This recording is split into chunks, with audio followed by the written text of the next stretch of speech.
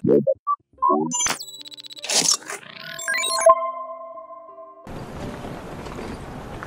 dimulai dengan memperlihatkan seorang perempuan sedang berjalan kaki. Saat itu terlihat ia menaiki sebuah mobil pick-up yang datang menghampirinya. Perempuan tersebut bernama Seoyeon dan supir yang membawa mobil tersebut adalah paman Seong-ho yang merupakan petani stroberi di desa tersebut.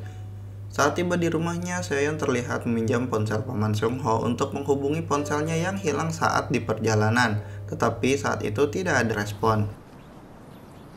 Setelah itu Seoyeon masuk ke dalam rumahnya yang entah berapa lama tidak dihuni karena ayahnya sudah meninggal dan ibunya dirawat di rumah sakit, sementara dirinya bekerja di kota. Saat itu Seoyeon mencari telepon yang mungkin bisa ia gunakan. Tak berapa lama ia menemukan telepon yang masih berfungsi. Ia lantas menggunakan telepon tersebut untuk menghubungi ponselnya. Saat itu ada yang menjawab panggilannya, akan tetapi orang tersebut meminta uang jika Seoyeon ingin ponselnya kembali. Panggilan pun terputus. Saat Seoyeon mencoba menghubunginya lagi, ponselnya sudah dinonaktifkan. Saat mencari cara ponsel yang hilang melalui internet, telepon tiba-tiba berbunyi. Seoyeon segera mengangkatnya.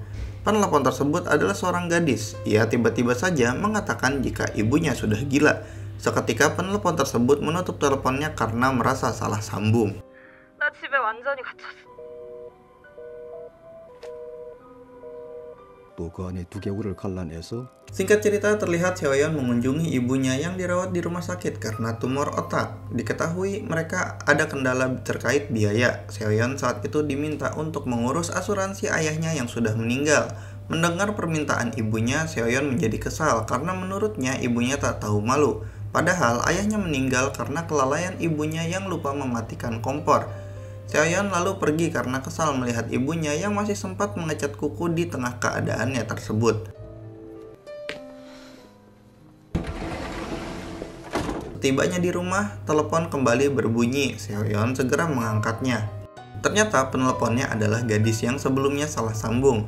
Tetapi saat itu penelpon tersebut mengatakan jika ibunya mencoba membunuhnya. Ia mengira jika Seoyeon adalah temannya yang bernama Sun-hee. Ia meminta Seoyeon untuk datang ke alamat rumahnya. Menanggapi hal tersebut, Seoyeon mengatakan pada penelpon tersebut jika dirinya salah sambung. Mendengar hal itu, penelpon tersebut malah kesal dan menduga jika temannya beralasan karena tidak mau membantu dan tak lama telepon kembali ditutup. Setelah itu, Seoyeon melihat surat yang ternyata alamat rumahnya sama persis dengan alamat rumah yang disebutkan oleh penelpon tadi. Singkat cerita, Seoyeon tertidur di sofa, tetapi ia terbangun karena mendengar suara benda jatuh. Setelah mencari ke seluruh ruangan, akhirnya ia menemukan lukisan yang terjatuh. Saat ia mencoba memasang kembali, ternyata paku yang ia tancapkan terjatuh ke seberang tembok. Menyadari ada ruang di baliknya, ia pun membobol tembok tersebut dan menemukan lorong gelap. Seoyeon lantas menelusuri lorong tersebut hingga tiba di sebuah ruang bawah tanah.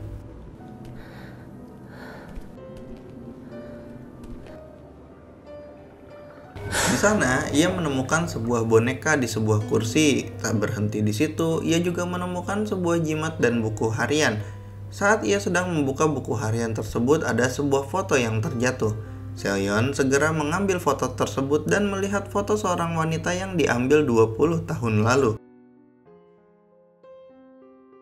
Karena penasaran, Seoyeon bertanya pada paman Seong-ho untuk mengetahui siapa gadis yang ada di foto tersebut. Paman Seong-ho mengatakan jika wanita di foto tersebut bernama Young-sok, yang ibunya merupakan seorang dukun. Setelah penjelasan singkat, paman Seong-ho terlihat enggan membahasnya lebih lanjut.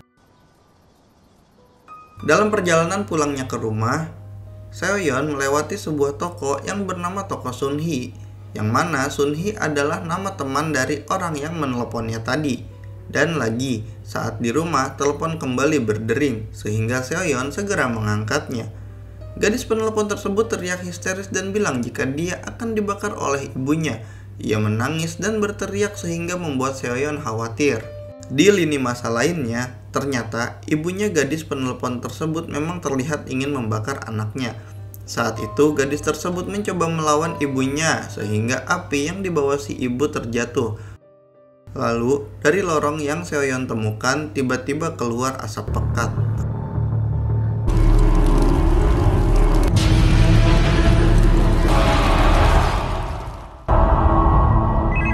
Keesokannya, si gadis penelepon marah karena Sun-hee tidak mau membantunya, tapi ia mulai sadar jika yang ditelepon memang bukanlah temannya yang bernama Sun-hee. Begitupun Seoyeon, ia menyadari jika telepon tersebut rupanya terhubung ke waktu yang berbeda. Dan Seoyeon mulai menebak jika gadis penelepon tersebut bernama Young-sok. Awalnya, penelepon yang bernama Young-sok ini mengira Seoyeon sedang memata-matai dirinya. Akan tetapi, Seoyeon bilang jika mereka sepertinya tinggal di rumah yang sama, namun di lini masa yang berbeda. Merasa tak percaya dengan ucapan Seoyeon, Young-sok hendak menutup teleponnya. Namun Seoyeon segera membuka internet dan mencari kejadian besar yang akan terjadi di lini masa Young-sok, di mana akan terjadi kecelakaan pesawat di berita malam itu. Setelah mendengar itu, Young-sok benar-benar menutup teleponnya.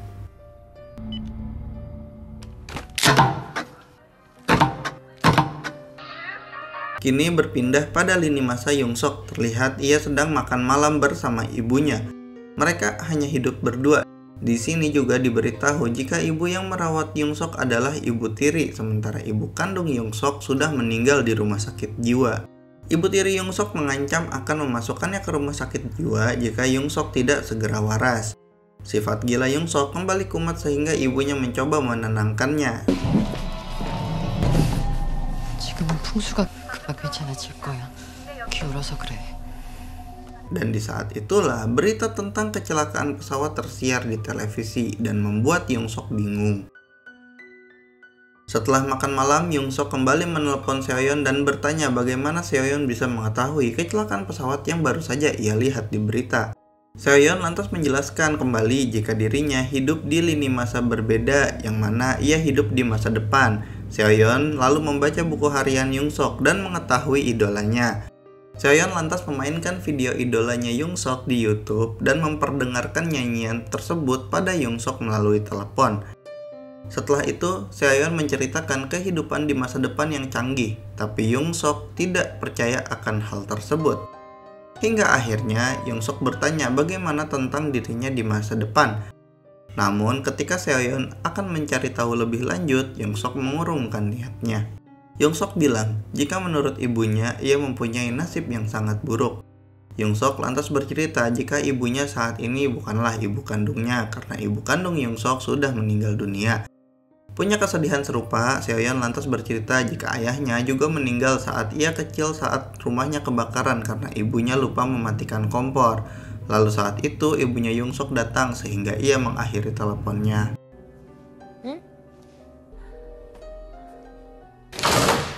Berpindah ke lini masa Young-sok, ibunya yang berprofesi sebagai dukun menempelkan berbagai jimat di rumah, tetapi di hari itu ternyata ada yang ingin membeli rumah tersebut sehingga ia melepasnya.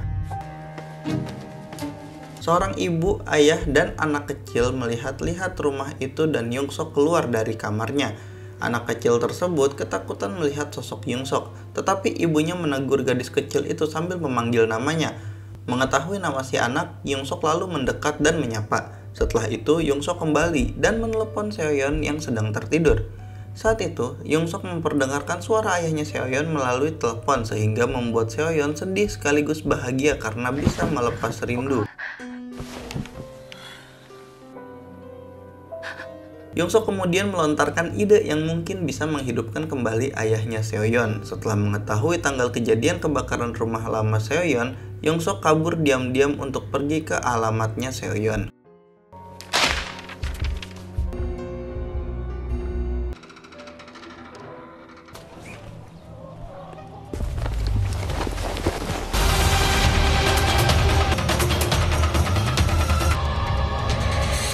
Saat Young-sok tiba di sana, ia melihat Seoyeon sedang bermain sambil menonton televisi. Ibunya sedang mengecat kuku dan ayahnya sedang tertidur.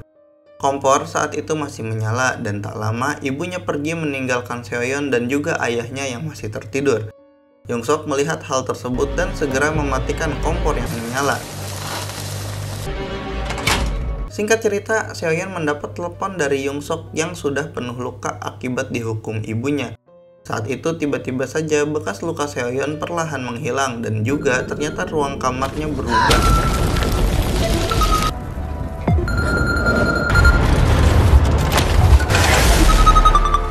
Seoyeon saat itu keluar dari kamarnya dan melihat kondisi rumahnya yang sangat berbeda dari sebelumnya.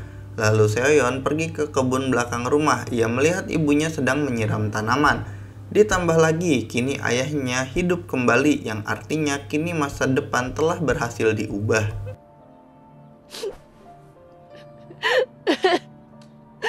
Setelah itu, Seoyeon sangat berterima kasih pada Yongsok karena mau membantu dirinya. Setelah kejadian itu, Seoyeon dan Yongsok jadi semakin dekat. Seoyeon bahkan membantu Yongsok untuk mendapatkan lagu-lagu idolanya dengan memutar video idola Yongsok agar dia dapat merekamnya dengan kaset.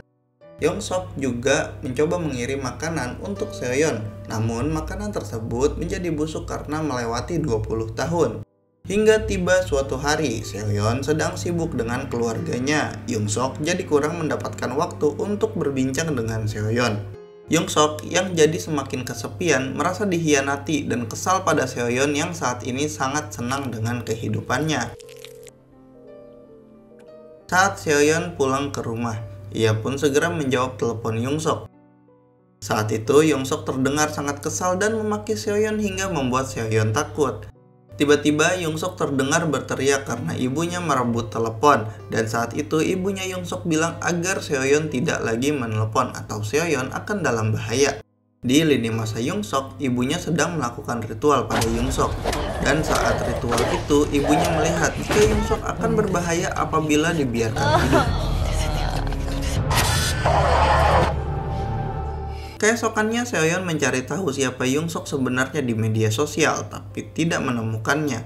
Lalu terlintas di pikirannya untuk mencari alamat tempat tinggalnya, dan Seoyeon menemukan berita tentang ibu tiri Yongsok yang ditangkap karena membunuh anaknya. Di situ dijelaskan jika Yongsok dianggap memiliki gangguan jiwa dan ibu tirinya berusaha melakukan ritual hingga akhirnya membunuh Yongsok. Mendapati berita itu, Seoyeon jadi khawatir pada Yongsok, sehingga saat Yongsok menghubunginya, Seoyeon bilang jika Yongsok akan dibunuh oleh ibu tirinya pada malam itu. 너희 엄마 지금 빨리 봤네 오늘은. Malam pun tiba.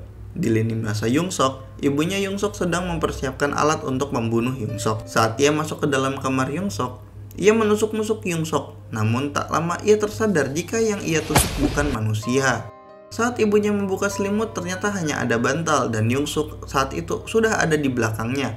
Yongsok lalu bertanya mengapa ibunya ingin membunuhnya. Ibunya lantas menjawab jika Yongsok melanjutkan hidup maka akan banyak nyawa yang hilang di masa depan. Yongsok hanya tertawa karena merasa ibu tirinya konyol. Dan saat itu ia segera menyerang ibu tirinya hingga tewas.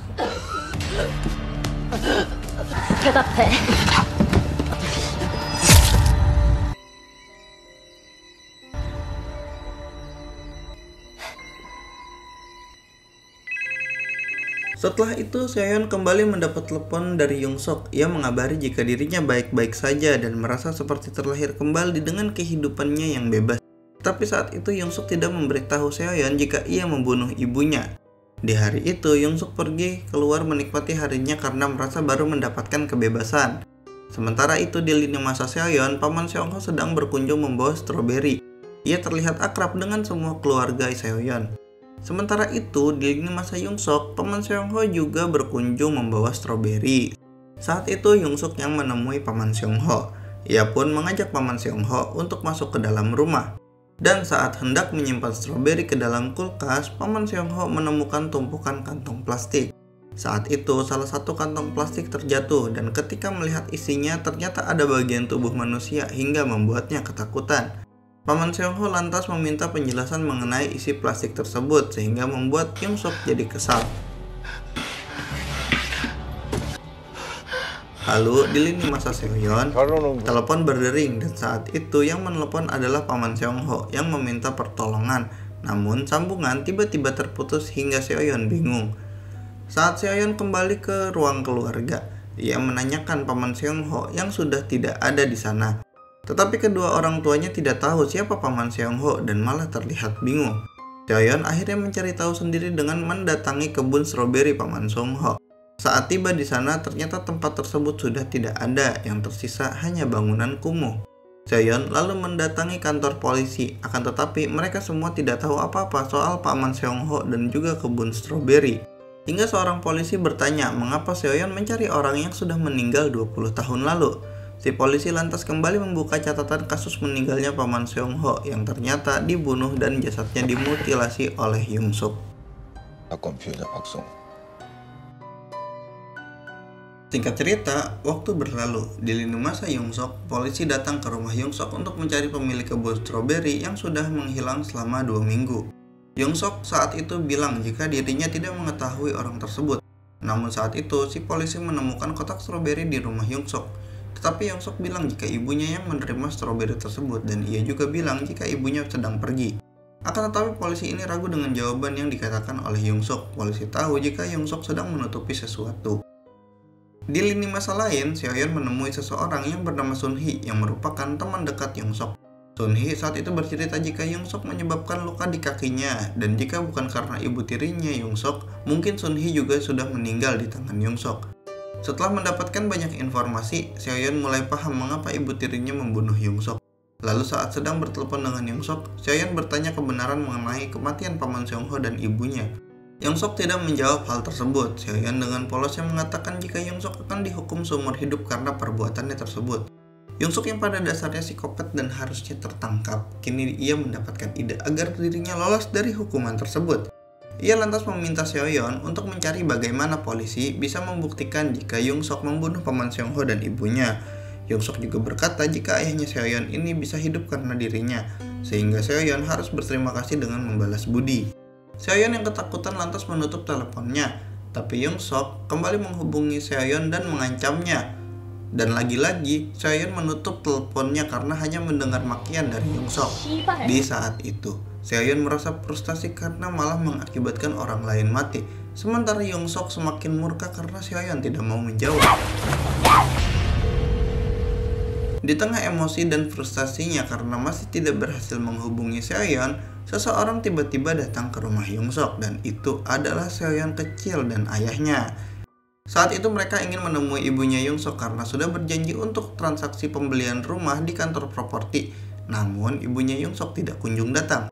Young-suk lantas berpura-pura memanggil ibunya, lalu bilang jika ibunya mungkin tertidur, sehingga Young-suk mempersilahkan Seoyeon kecil dan ayahnya untuk masuk ke dalam terlebih dahulu. Saat sedang menunggu di dalam, mereka duduk di ruang tamu, dan tiba-tiba Young-suk menyerang ayahnya Seoyeon hingga tewas. Setelah itu, Young-suk memaki Seoyeon kecil karena tidak mengangkat teleponnya. Di lini masa Seoyeon, ia rupanya sedang diajari menyetir oleh ayahnya. Namun hal tersebut harus berakhir ketika Young-suk membunuh ayahnya Seoyeon. Sehingga di lini masa Seoyeon kembali terjadi perubahan di mana ayahnya Seoyeon sudah mati. Seoyeon dewasa kini harus menerima jika ayahnya sudah lama tiada dan saat ia kembali ke rumah suasananya tampak sangat berbeda karena seperti tak terurus. Seoyeon lantas mendapati pesan di lantai dari Young-suk agar dirinya segera mengangkat teleponnya. Akhirnya Seoyeon mengangkat telepon yang berdering. Young-suk saat itu mengatakan jika ia telah membunuh ayah Seoyeon. Hal tersebut membuat Seoyeon sangat marah, tetapi tidak bisa berbuat apa-apa. Young-suk berkata jika Seoyeon kecil sedang bersamanya. Young-suk lantas memberi waktu pada Seoyeon besar untuk mencari tahu bagaimana polisi bisa menangkap Young-suk. Jika tidak, maka dirinya akan disiksa dan tentu saja hal tersebut akan dirasakan oleh Seoyeon besar. Young-suk juga mengancam akan membunuh ibunya jika Seoyeon tidak menuruti perintahnya. Seoyeon yang benar-benar kesal lantas mencari cara bagaimana ia dapat membunuh Young-suk. Ia pun lantas mencari informasi kecelakaan yang terjadi di lini masa Young-suk. Setelah selesai, Seoyeon lantas memberikan informasi palsu pada Young-suk jika ia akan ditangkap karena bukti pisau yang dibuangnya diambil oleh pemulung. Dan Young-suk harus mengambil pisau tersebut di alamat yang disebutkan Seoyeon. Setelah mendapat informasi tersebut, Young-suk segera beraksi. Sementara itu, Seoyeon kecil disekap di ruangan tempat ibunya Young-suk melakukan ritual padanya. Padahal di balik itu, Seoyeon punya rencana untuk menuntun Young-suk ke tempat di mana akan terjadi ledakan gas. Namun ketika di lokasi, Young-suk sempat keluar rumah tersebut karena melihat anjing, dan ketika akan kembali masuk ke rumah tersebut, ledakan pun terjadi.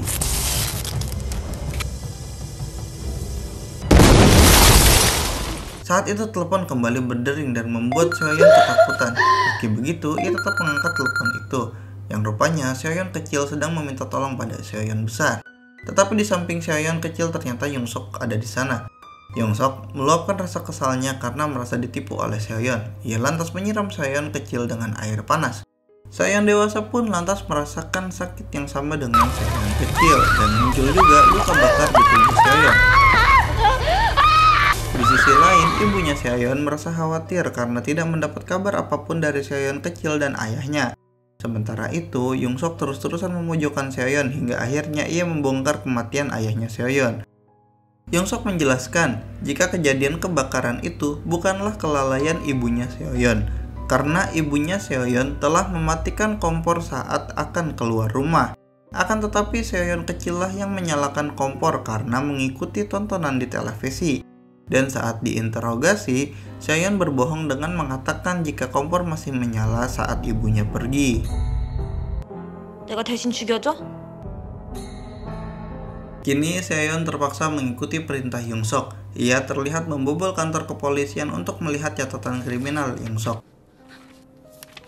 Yongsok juga saat itu menemui pemulung yang mengambil pisaunya dan kini masa lalu yang diubah berdampak besar pada masa sekarang. Hal tersebut karena Yongsok berusaha merubah lini masa dengan menyelamatkan dirinya dari jerat hukum sehingga rumah Seoyeon kini berubah bentuk.